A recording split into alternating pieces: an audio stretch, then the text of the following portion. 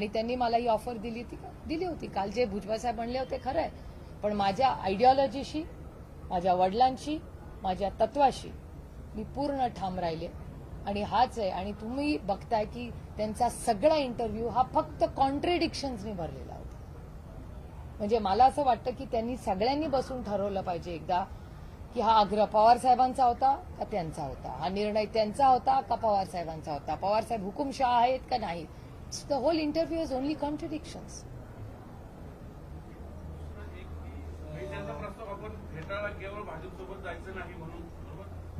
नाही प्लीज, काही गोष्टी अशा असतात की त्या इन कॉन्टेक्स्ट सांगायच्या असतात.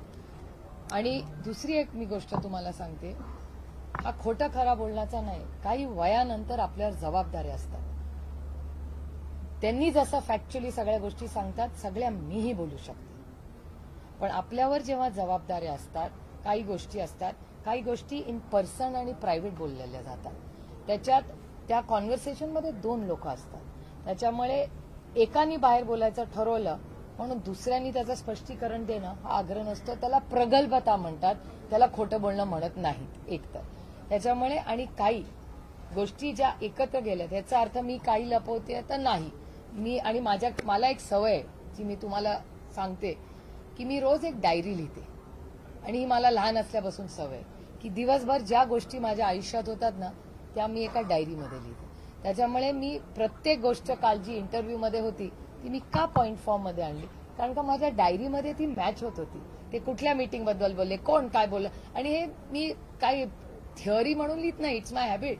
माझा नवरा पण मला काय जर बोलला असेल तर मी तिथे लिहून ठेवते, आज Sadanand said this, I wonder why he said this. कारण का आज रेवती विजय सदानंद मी जेवायला गेलो होतो, we had a great time, विजयचा करिअरचा, ह्या सगळ्या गोष्टी ही मला लहानपणापासून सवय की आपण त्याच्यामुळे तुम्ही मला जर विचारलं की 2 जुलैच्या शपथविधीच्या आधी रात्री काय चर्चा झाली ती माझ्याकडे माझ्या डायरीत लिहिलेली आहे. त्याच्यामुळे कॉन्ट्रडिक्शन्स की मला आठवत नाही वगैरे असं काही होत नाही. My diary has a great reference point. स्फोट व्हायचा विषयच नाही, डायरी कधी बाहेर येणारच नाही, तेवढी विचाराची प्रगल्भता. आणि माझ्या आयुष्यात असं काही नाहीच आहे जे त्याच्यातून स्फोट होईल. I am a very boring life.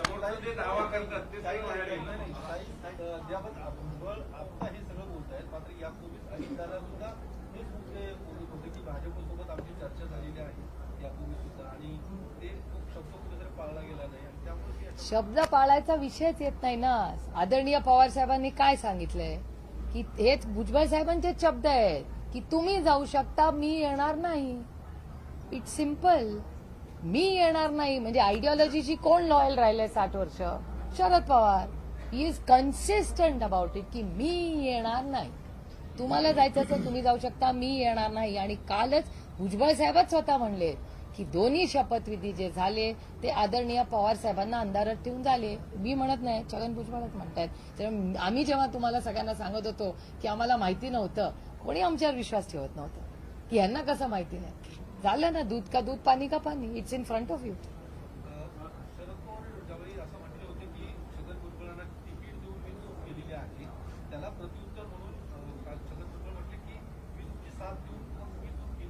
ठीक आहे, तो त्यांचा अधिकार आहे, लोकशाही आहे, त्यांना अधिकार आहे ते बोलायचा, त्याच्यात गैर काय.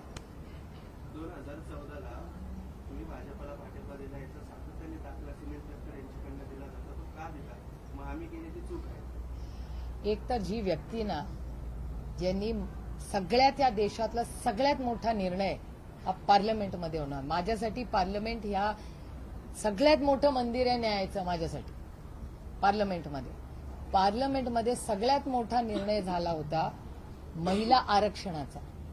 ज्या व्यक्तीने एवढं मोठं विधेयक पास होतं, या राज्यातल्या देशातल्या प्रत्येक महिलेला न्याय मिळणार होता लोकसभा आणि विधानसभेमध्ये, त्या मतदानाच्या ऐवजी एका उद्योगपतीच्या घरी जाणं त्यांनी प्रिफर केलं. असल्या व्यक्तीबद्दल मी बोलणार नाही.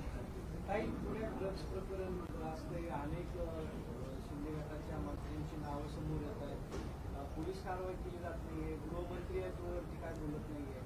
अरे चौकशी समिती नेमली आहे, त्यातही सगळे आरोग्य विभागातले 14 जण आहेत. मग ही चौकशी निपक्षपाती होईल का हाही प्रश्न आहे. कारण ससून सारख्या रुग्णालयातनं इतकं मोठं रॅकेट चालवणं झालं ही छोटी गोष्ट नाहीये. ह्या राज्याचे गृहमंत्री ह्याच्याबद्दल अजून काय वेगळं काय बोलायची गरज आहे का? ते आले की इथे क्राईम वाढतो. त्याच्यामुळे ह्या गृहमंत्र्यांकडून काय अपेक्षा करणार? मी तर त्यांचा राजीनामा मागून मागून थकले. कारण का हे नॉन सिरियस गृहमंत्री आहेत. घरं फोडा, हे पक्ष फोडा, ह्याच्यात ते इतके व्यस्त असतात की त्यांना गृहमंत्रालयासाठी वेळच नसतो.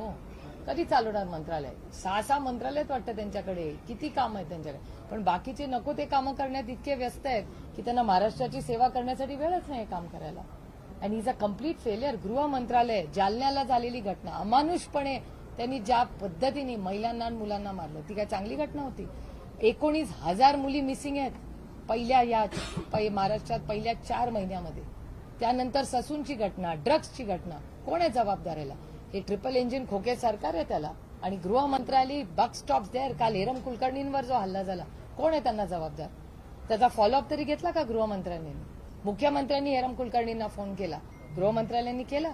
रॉड घातला त्या हेरम कुलकर्णीच्या डोक्यामध्ये नाशिकला, आपलं नगरला. आणि दुपारी उन्हामध्ये, म्हणजे असं काही नाही की अंधार नाही आहे, लाईट नाही, सगळी कॅमेरामध्ये तुमच्याच चॅनलवर दाखवलं ना कसा हल्ला केला.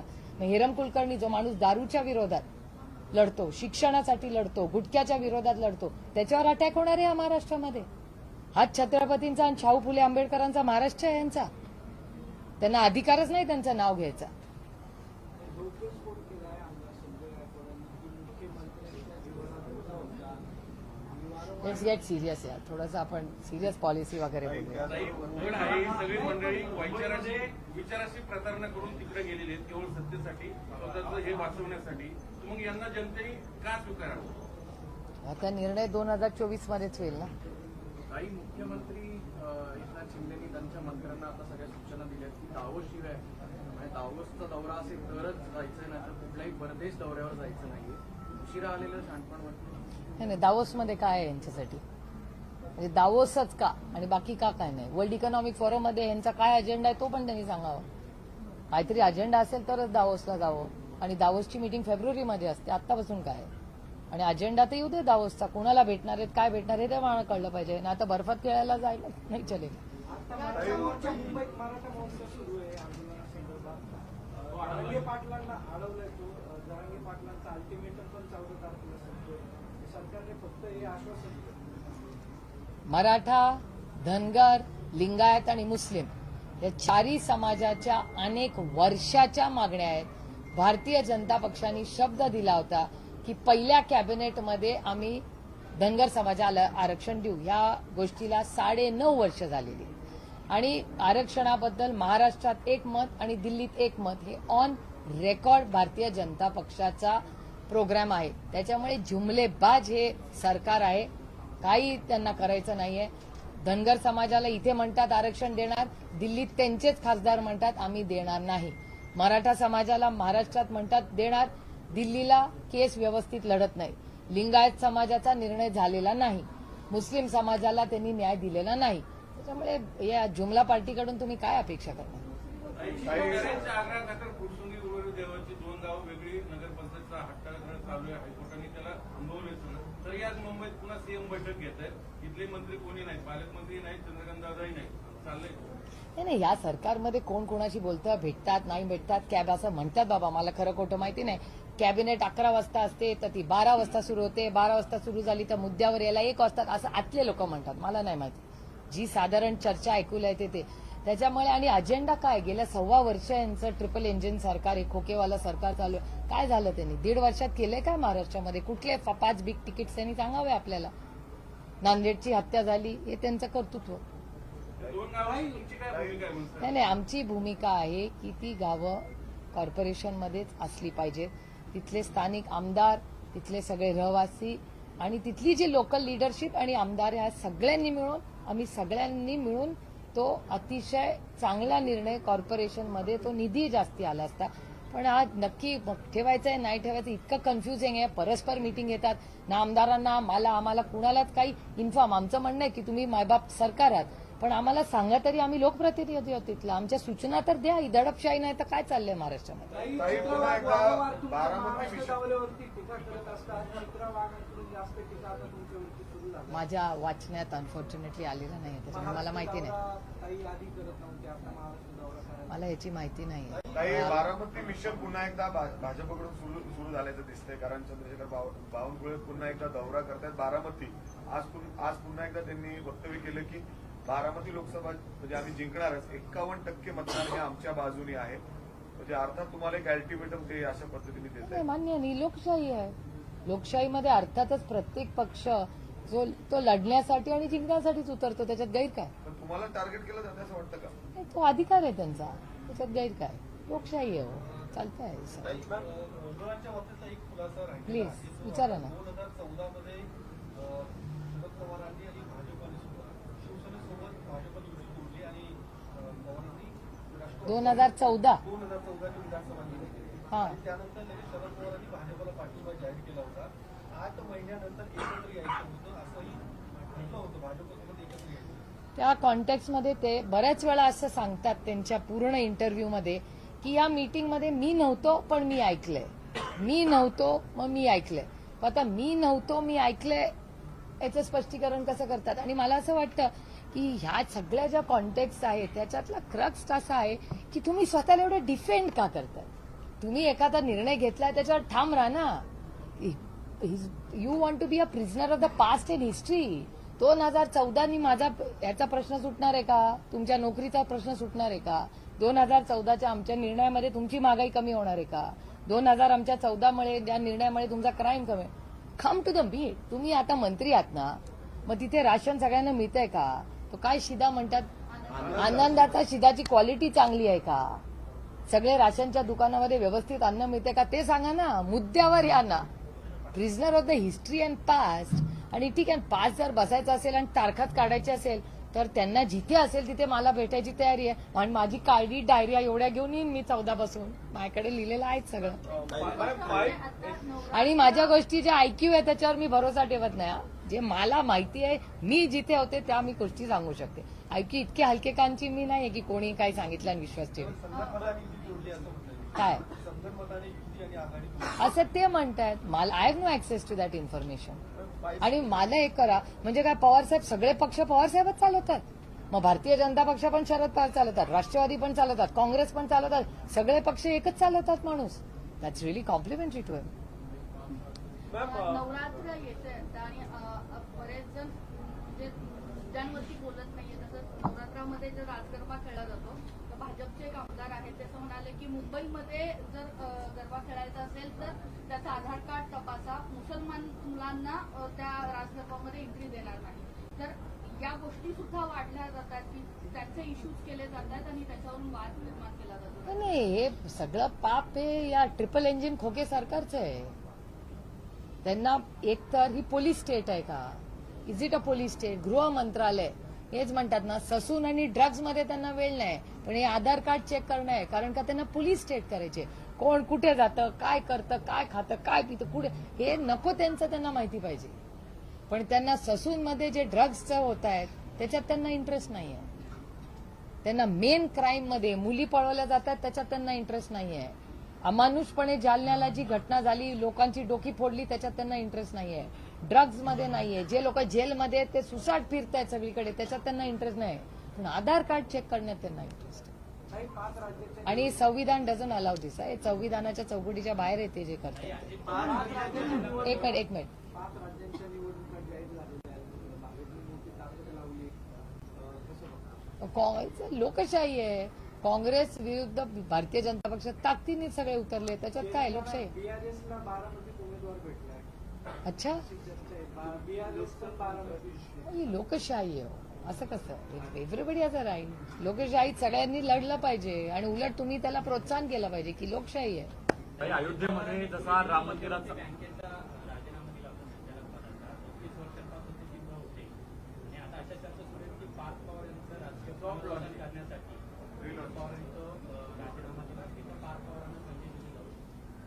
Have no knowledge. मला नाही माहिती त्याच्याबद्दल. काही अयोध्येमध्ये राम मंदिराचा मुद्दा भाजपनं लावून धरला. आता मशीद देखील बांधली जाणार आहे. मुंबईतून आज पहिली वीट अयोध्येला पाठवली जाणार आहे. नाही, हे बघा, परत महागाई, बेरोजगारी, भ्रष्टाचार या सगळ्यापासून डिफ्लेक्शन. आणि मी भ्रष्टाचार का म्हणते, कारण का भारतीय जनता पार्टीचं आता आत्या म्हणून नामकरण आपल्याला करावं लागणार आहे मला. कारण का उद्धवजी त्यांना भ्रष्ट जनता पार्टी, मी पुढे जाऊन उद्धवजींच्या परवानगीने, म्हणजे ते मोठे भाऊ आहेत म्हणून आणि एक आत्या म्हणून त्या बीजेपीचं नाव मी बदलणार आहे आता, की ती भ्रष्ट जनता पार्टी नाही, भ्रष्ट जुमला पार्टी म्हणजे बीजेपी. ते भ्रष्ट आहेत का? तर आहेत. आणि याचं कारण असं, मी तुम्हाला 2 उदाहरणं देऊ शकते त्याची. 2 गोष्टी आहेत भ्रष्टाचाराच्या बाबतीत, की समरजित गाडगे कोल्हापूरचे. समरजित गाडगेंनी एक आरोप केला होता आणि तो आरोप तुमच्याच चॅनलवर मी पाहिला होता आणि मी समरजित गाडगे जवाब दो विचारते डायरेक्टली त्यांना बोलून आणि त्यांचं नाव यासाठी घेऊन, कारण का त्यांनीच भ्रष्टाचार केलेला मी टीव्हीवर पाहिलेला आहे. आणि एक लोकप्रतिनिधी म्हणून नाही पण महाराष्ट्राची एक नागरिक म्हणून समरजित गाडगेंना विचारते की तुम्ही एक आरोप भ्रष्टाचाराचा केला होता, ती व्यक्ती आता तुमची पालकमंत्री आहे, तर मग तुम्ही केलेले आरोप खोटे होते का? जर खोटे असतील तर तुम्ही ज्या पक्षात म्हणजे भ्रष्ट जुमला party Bharatiya Janata party BJP मध्ये काम करता, तर भारतीय जनता पक्षाने राष्ट्रवादी काँग्रेस पक्षाचा त्यांनी माफी मागितली पाहिजे की हो, आम्ही ज्या कुटुंबावर आरोप केले, त्यांच्या घरी ईडी पाठवली, सीबीआय पाठवलं, इन्कम टॅक्स पाठवलं, त्यांच्या बायकोला छळलं, नातवंडांना छळलं, ही आमची चूक होती, आम्हाला माफी द्या. आणि समजा ते आरोप खरे असतील तर take it to its logical end. पहिला मुद्दा. दुसरा मुद्दा, तुमच्याच चॅनलवर मी पाहिलं, त्या अंजली दमानिया, 1 आठवड्यापूर्वी अंजली दमानिया तुमच्या चॅनलवर होत्या आणि त्या असं म्हणल्या तर कुठला तरी GR आहे. आता तो GR इम्प्लिमेंट झाला का नाही याचं उत्तर भारतीय जनता पक्षाने दिलं पाहिजे. त्यांनी त्याही मध्ये आरोप केलेले, मग ते आरोप खरे असले तर तो GR इम्प्लिमेंट करा आणि take it to its logical end. आणि जर आरोप खोटे असले तर पुन्हा भारतीय जनता पक्षाने राष्ट्रवादी काँग्रेस पक्षाची माफी मागितली पाहिजे की ह्या नेत्यावर केलेले आरोप आमचे खोटे होते. अशी 2 भ्रष्टाचाराची खोटे आरोप मी म्हणते, कदाचित खोटे असतील खरे असतील मला माहिती नाही, याचं उत्तर भारतीय जनता पक्ष जे ना खाऊंगा ना खाने दूंगा म्हणायचे, भ्रष्टाचार मुक्त भारत, काँग्रेस मुक्त भारत. काय झालं त्याचं सगळ्याचं? भ्रष्टाचार मुक्त झालं तर तुम्ही ज्यांच्यावर आरोप केले आज ते भारतीय जनता पक्षाच्या कॅबिनेटमध्ये. तर मग जर भारतीय जनता पक्ष असं खोटं बोलत असेल तर पुढच्या वेळेस आरोप करतील तेव्हा सगळे सांभाळून राहा, कुणाचेच नाही आणि भरोशाचे नाही.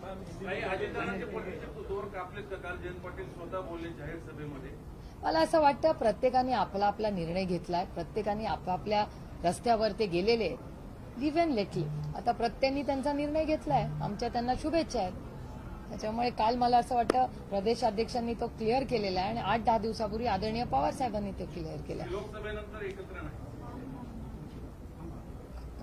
त्यांनी जो एक निर्णय घेतलेला आहे, त्यांनी भारतीय जनता पक्षाबरोबर सरकारमध्ये जायचा निर्णय घेतलेला आहे. त्याच्यामुळे it's not up for discussion. सर्वेमध्ये असं दिसतंय की शिंदे सोबत गेले भाजपच्या किंवा अजित पवारांचा गट गेला तरी त्यांना फारसा फायदा होत नाही, तोटा होतोय. जर अशा वेळी पुन्हा अजित पवारांनी काय वेगळा निर्णय घेण्याचा एक तर ती सर्वेची गोड बातमी दिल्याबद्दल तुमच्या तोंडात बारामतीची साखर पडो, पहिला मुद्दा. आणि दुसरी गोष्ट, मला असं वाटतं की इलेक्शन हारणं जे काय तत्वाचं काहीतरी असतं की नाही, आपण काही कशासाठी लढतो, का लढतो आणि राज्य आणि देश हा काही विषय आहे की नाही. आज ज्या पद्धतीने तुम्ही मला पहिला प्रश्न विचारला की पोलिसांच्या भरतीमध्ये कॉन्ट्रॅक्टर, हा किती गंभीर विषय आहे. काय सगळं आम्ही आम्ही लोकप्रतिनिधी आहोत, वी आर पॉलिसी मेकर्स. आम्ही पॉलिसीसाठी आलोय. EC मध्ये जा, सुप्रीम कोर्टात जा, ह्याच्यासाठी मी नाही इलेक्शन लढले. मी इलेक्शन माझ्या या लोकसभा मतदारसंघात एक चांगला बदल घडवण्यासाठी आलो. त्याच्यासाठी आम्ही निवडून येतो आणि त्याच्यासाठी तुमची या मायबाप जनतेची सेवा करण्यासाठी आम्ही निवडून येतो. तुमच्या आयुष्यात सहकार्य करून तुमच्या आयुष्यात चांगला बदल घडवण्यासाठी आम्ही सत्तेत येतो. सत्ता हे साधन आहे तुमच्या आयुष्यात एक चांगला बदल करण्यासाठी, पण आजकाल त्याचा चुकीचाच अर्थ काढतो जातो, हे दुर्दैव आहे. मैम 5 राज्यों में जो चुनाव घोषित हुए थे, मराठी झालं सगळं. तो उसमें जो मेजर फाइट है वो राष्ट्रीय पार्टियों में ही है, बीजेपी और कांग्रेस. इंडिया अलायंस अभी भी बना है. Does India alliance has a role to play in this? Of course, India Alliance will have. We will, with full force, stand by the Congress and whoever is fighting those elections in all the 5 states. BJP calls it that they will win with the 5-0 score. You know, confidence is always a good thing. Overconfidence is life is dangerous, is what my mother tells me. Ma'am एक और घटना बक्सर में हुई है, railway derailment हुआ है. कल आप काफी वोकल रही है रेलवे के इश्यूज पर. नहीं, रेलवे में safety is not this governments priority. आपको सबको याद होगा जब उड़ीसा और वेस्ट बंगाल की बॉर्डर पे, आपको याद होगा कितनी बड़ी घटना हुई थी. कितने लोग वहां मरे थे, उसके बाद तो किसी को याद भी नहीं है कि नंबर क्या हुआ है। Government did not tell us the official number. और ये जो वंदे भारत ट्रेन की जा रही है, ये सब हो रहा है, at what cost, at whose cost? Garib Rath तो नहीं बढ़ रहे। मेरे निर्वाचन क्षेत्र की मैं आपको बात बताऊं, जेजुरी स्टेशन हो, नीरा स्टेशन हो, दौंड स्टेशन हो, बिगवंड स्टेशन हो, कितने स्टेशन मैं आपको बताऊं, जब कांग्रेस की सरकार थी हमारे यहाँ 150-200 ट्रेन रुकती थी। अब ये जो सरकार केंद्र में आई है उसका 50% कम किया है। तो ये ट्रेन गरीब जो है, शोषित है, पीड़ित है, वंचित है, उसके लिए ट्रेन है ही नहीं। ये सिर्फ बड़े लोगों के लिए ट्रेन है।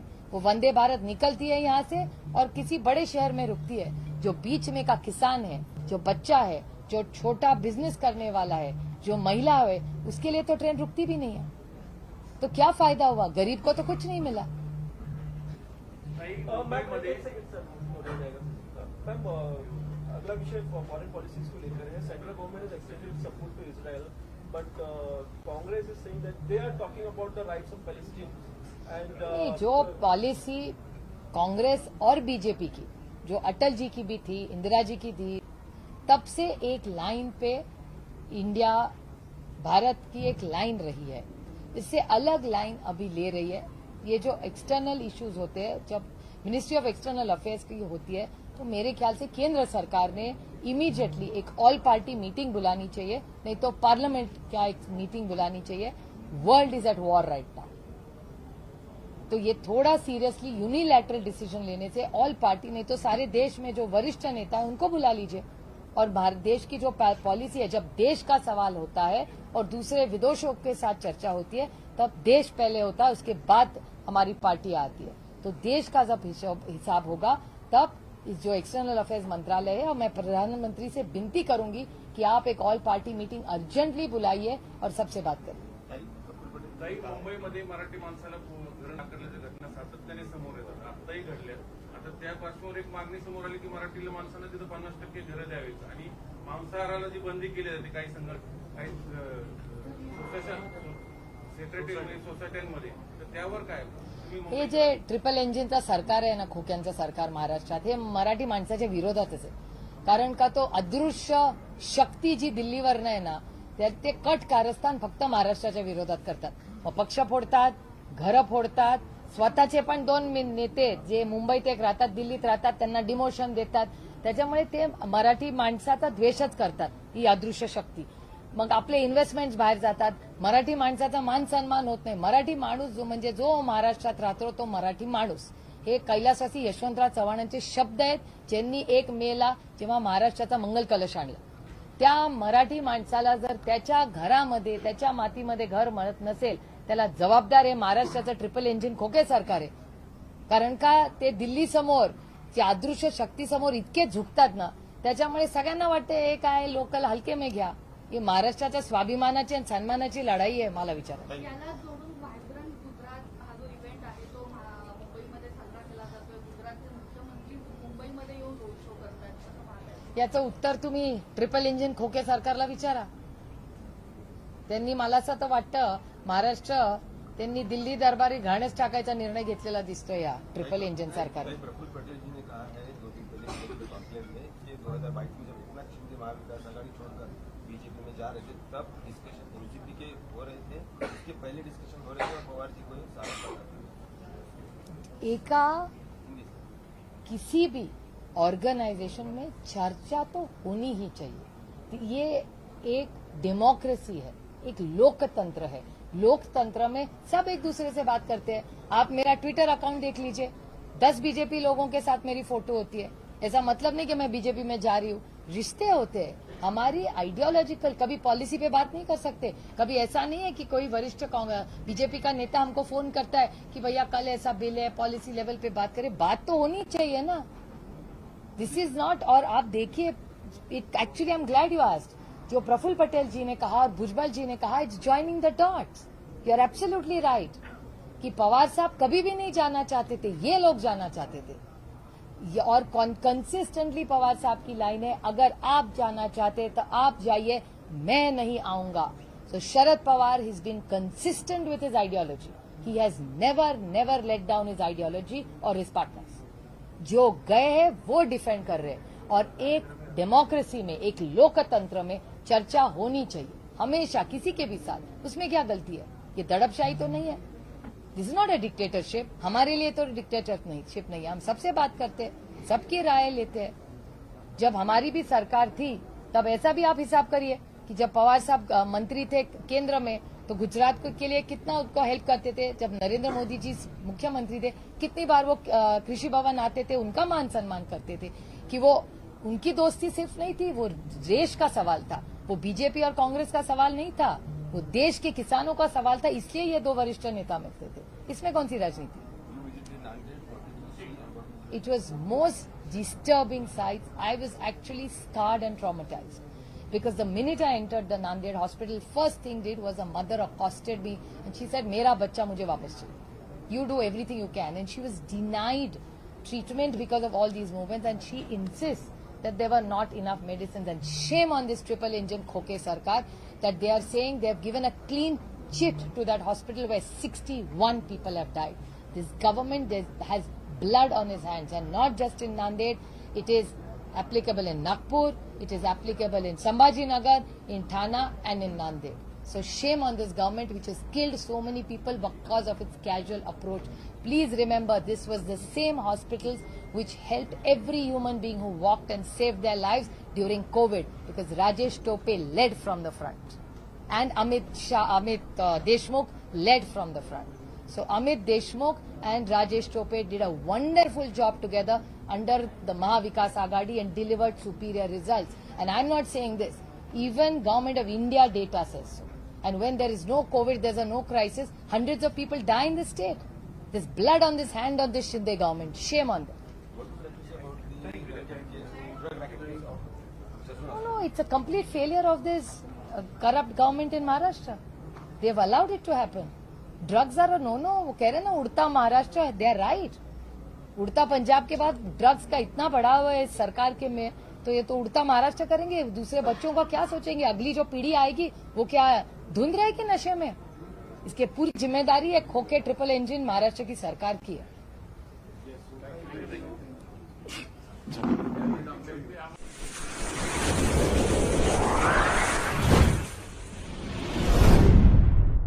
वीर महाराष्ट्र न्यूज चॅनलला लाईक आणि सबस्क्राईब करा।